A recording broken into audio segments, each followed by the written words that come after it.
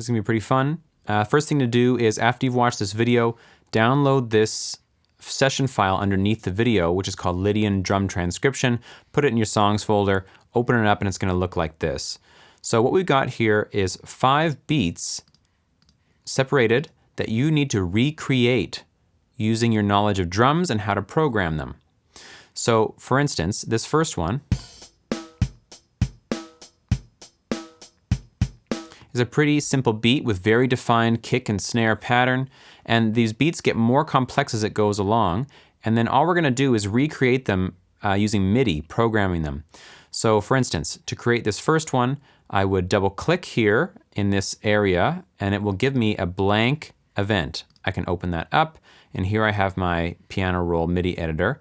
The thing to know here is that this has 2 views. We have this traditional view we've been looking at with the piano roll, but here we have this drum view, and we can still see that the dark gray and light gray lines that represent the keys in the keyboard extend over here, but they actually have names now: jazz kick 1, jazz snare open, so on like that.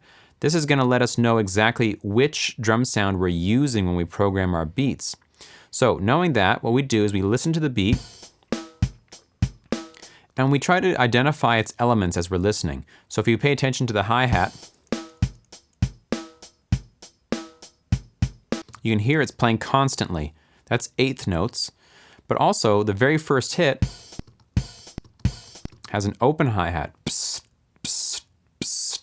So remember, hi-hats can be closed or open. When they're open, they rattle about and they make this tss sound.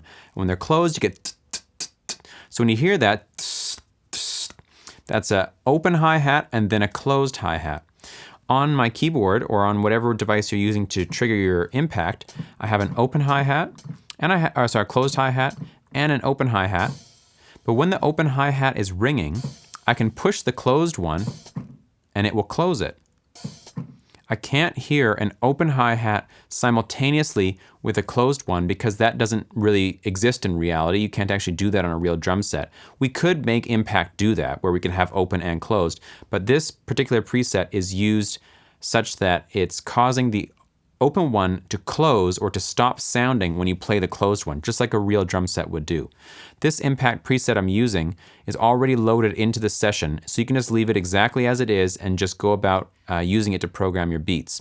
So as you listen to the beat, you take note of the hi-hat pattern, you say, okay, I hear it. It starts with an open hi-hat, and then it has a bunch of closed ones.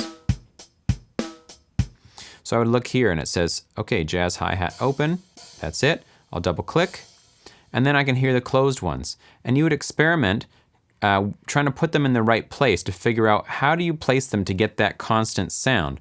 Just by experimenting, you're going to find out. Now, if I push play right now, I'm going to hear my little pattern and the original beat at the same time. Like if I move these into a weird place, you'll hear what I mean. Like that. In order to do this properly, we need to be able to just hear our beat. So here's the way to do it. Push mute on your impact. So now we hear just the original beat. And when you want to hear yours, push solo. When you want to go back to the original, just turn solo off, but leave it muted. This way you can switch between them.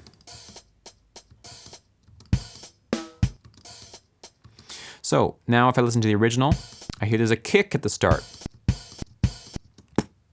So I say, okay, here's my kick. I'll double click, put that in. Now listen to mine. Sounds the same.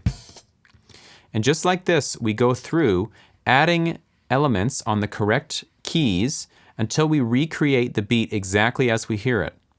The beats here are quantized perfectly to the grid, and they're using the exact same kit that you're given to use, so you can recreate them exactly if you do it properly. The beats get harder as they go along, hence the color change. Beat 5 is quite difficult, very complicated.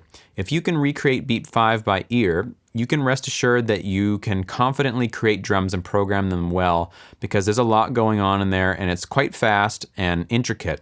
It's worth your time trying to replicate that, because you'll learn a lot about how drums work and how to program them inside Studio One just by programming these beats.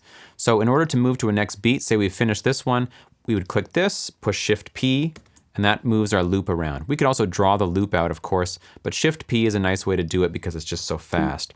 Then we would listen to the new beat, think about it for a while, come in, make a new event, and try to copy it, just like I was doing here. The goal is to copy all these perfectly, as close as you can possibly get. But this is a great exercise to go through because you just learn so much about drumming and programming, trying to copy someone else's drum beats. This is the first part of the task. Once you've completed this, there's a second part of the task that we're going to get to in the next video where you're going to create your own drum beats with different drum kits. And you're going to use the knowledge that you've gained here about placements of sounds and how it works to make your own versions. So start with this. Once you're done, you can move on to the next video.